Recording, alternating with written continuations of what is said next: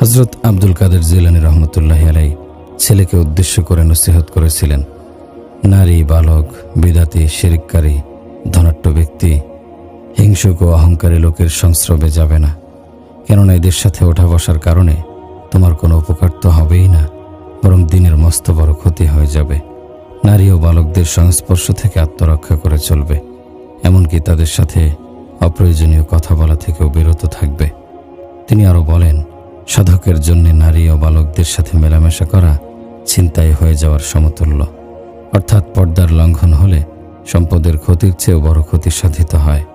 ফাতহুল গায়েব কিতাবে হযরত আব্দুল কাদের জিলানী রহমতুল্লাহি আলাইহি বলেন, কোনো ব্যক্তি যতক্ষণ নিজের উপরে কয়টি আমল অপরিহার্য করে না নেবে, ততক্ষণ সে পূর্ণ মুত্তাকি হতে পারবে না।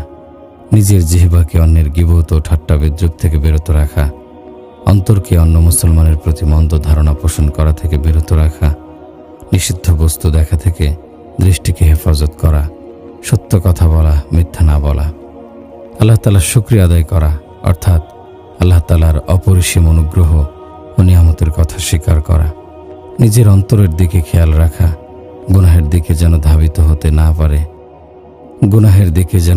হতে না পারে সে